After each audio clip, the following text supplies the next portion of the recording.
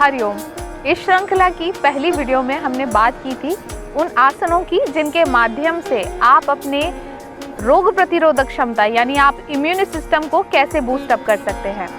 उसी को आगे बढ़ाते हुए आज हम बात करेंगे किस प्रकार की श्वास और प्रश्वास की क्रिया के माध्यम से हम अपनी क्षमताओं को विकसित कर सकते हैं। क्षमता आपके फेफड़ों की क्षमता, आपके रेस्पिरेटरी ट्रैक की क्षमता। निरंतर श्वास और प्रश्वास की क्रिया करने के बाद भी हमें ये ज्ञात नहीं है कि किस प्रकार हम अपने फेफड़ों की क्षमता को बढ़ा सकते हैं।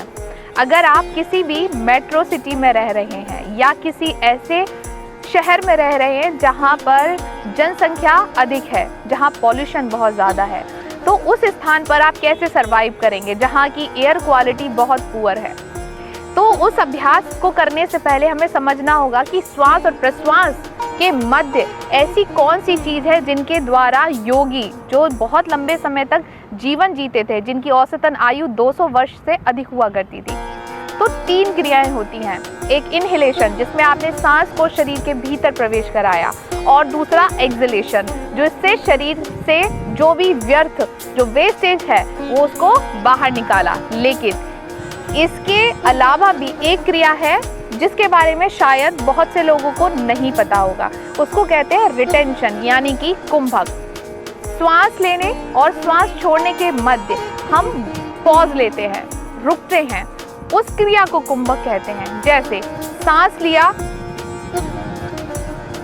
रुके 1 सेकेंड, 2 सेकेंड, 4 सेकेंड, 1 मिनट, जितनी आपकी क्षमता है, और फिर धीरे से उस श्वास को शरीर से बाहर निकाल दिया।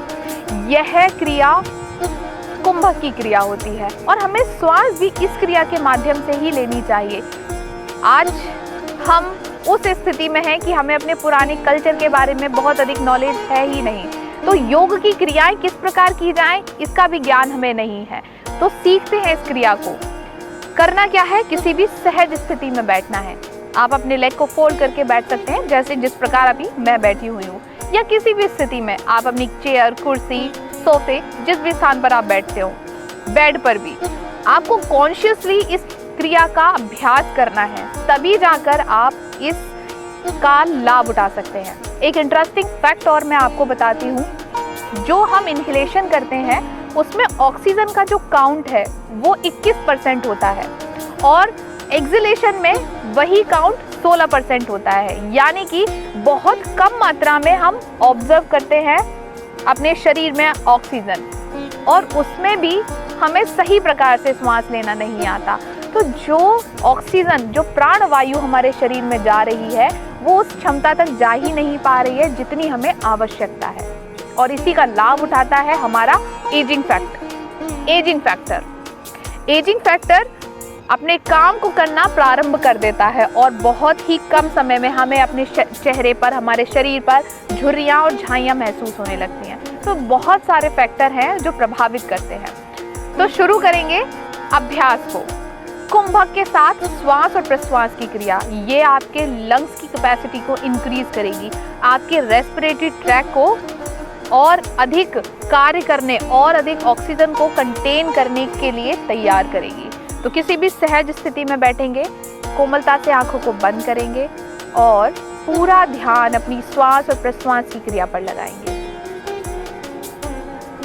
सांस अंदर की ओर लेकर जाना है, यानी कि आपको श्वास शरीर के भीतर प्रवेश करानी है।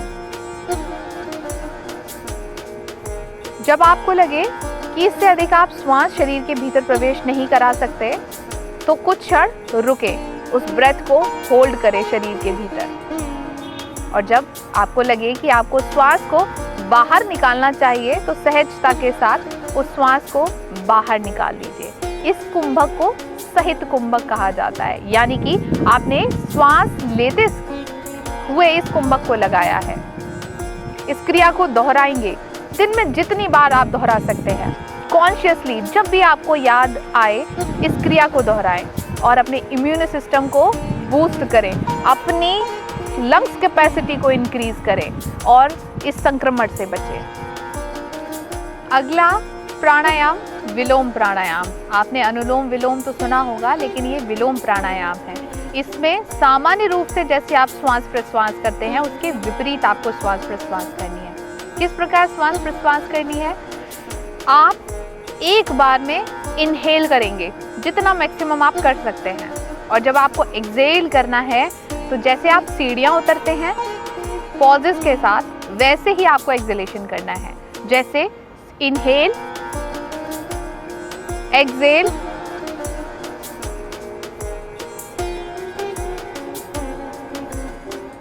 मैंने इनहेल तो एक बार किया, लेकिन एक्सहेलेशन का जो प्रोसेस था वो मैंने 5 स्टेप में कंप्लीट किया। इसी प्रकार आप इस क्रिया को पहले 10 बार करेंगे। एक बार इनहेल किया, एक्सहेल पॉजेस के साथ किया, ये एक राउंड होगा। ऐसे ही आपको 10 राउंड करने हैं। जब आप इस क्रिया में सहज हो जाएं तो धीरे धीरे अपने राउंड्स को बढ़ा सकते हैं। इसके दूसरे वेरिएशन में आप इनहेलेशन पॉजेस के साथ करेंगे। थोड़ी श्वास भरेंगे, फिर रुकेंगे, फिर श्वास को भरना है, फिर रुकना है, फिर श्वास को भरना है, फिर रुकना है, और तब तक इस क्रिया को करना है जब तक आपकी बॉडी ऑक्सीजन से फुल ना हो जाए। जब आपको ऐसा लगे कि मेरा जो ऑक्सीजन लेवल है मैंने पूरा फुलफिल कर लिया है, उसके पश्चात एक बार में धीरे से आपको श्वास बाहर निकालनी है। दोनों ही प्राणायाम में आपको एक बात जो ध्यान रखनी है वह यह होनी चाहिए कि आपका इनहेलेशन और एक्सहेलेशन दोनों का रेशियो बराबर होना चाहिए। जब आप अपने श्वास और प्रश्वास की क्रिया को कंट्रोल कर सकते हैं तो आप अपने विचारों और अपने शरीर को भी कंट्रोल करने की क्षमता आपके भीतर विकसित होती है। आपकी निर्णायक क्षमता का विकास होता है।